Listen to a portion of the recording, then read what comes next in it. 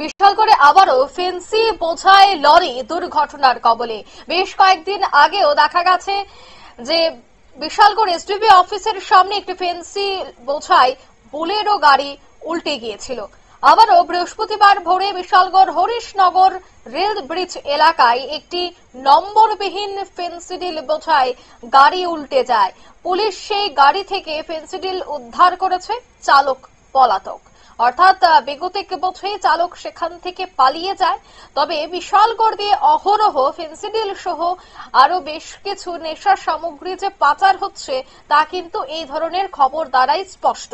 তবে এবার যে গাড়িটি দুর্ঘটনার কবলে পড়ল সে বিষয়ে কি বলছেন পুলিশ, শোনাবো একবার। ভোরবেলা আমাদের কাছে একটি খবর আসে যে একটি বোলেরো ভেহিকেল গোকুলনগর কলেজের কাছে ক্যাপসাইজ হয়ে পড়ে আছে। এই খবর পাওয়ার সঙ্গে সঙ্গে থানার অফিসার এসআই প্রসেনজিৎ দেবনাথ এবং অন্যান্য স্টাফ সহ ঘটনাস্থলে যায় এবং দেখতে পাই একটি গাড়ি বোলেরো গাড়ি রোড সাইডে ক্যাপসাইজ হয়ে পড়ে আছে। তখন গাড়িটি নাম্বারলেস ছিল।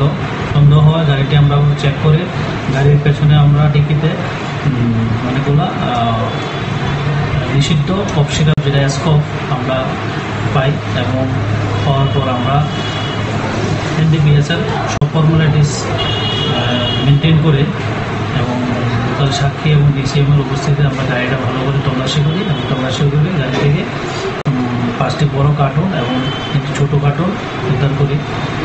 যারা সর্বমোট 825 ফুটন স্কপ আমরা উদ্ধার করি এবং বর্তমানে আমরা একটা কেস দিয়ে তদন্ত করছি যে এটার পেছনে কে জড়িত আছে এবং তার বিরুদ্ধে এনডিপিএস দ্বারা আমরা কেস দিয়ে যদি তার ইনভলভমেন্ট পাই আমরা অতি সত্তর এই কেসে অ্যারেস্ট করব।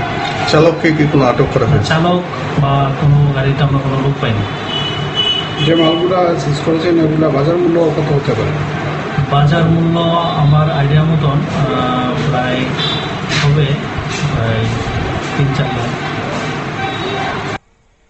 আপনারা শুনলেন ওসির বক্তব্য। দুর্ঘটনায় একটি গাড়ি থেকে কিন্তু বিপুল পরিমাণে ফেন্সিডিল উদ্ধার করা হয়েছে, সে ছবি আপনারা দেখতে পাচ্ছেন এবং এই গাড়িটির নম্বরবিহীন কোনো ধরনের নম্বর নেই এই গাড়িটিতে। তবে পুলিশ ইতিমধ্যে তদন্ত শুরু করেছে এবং কে এই গাড়ির প্রকৃত মালিক, কারা এই নেশা বাণিজ্যের সাথে যুক্ত রয়েছে সবটা বিষয় কিন্তু পুলিশের সঠিক তদন্তের পরে বেরিয়ে আসা সম্ভব।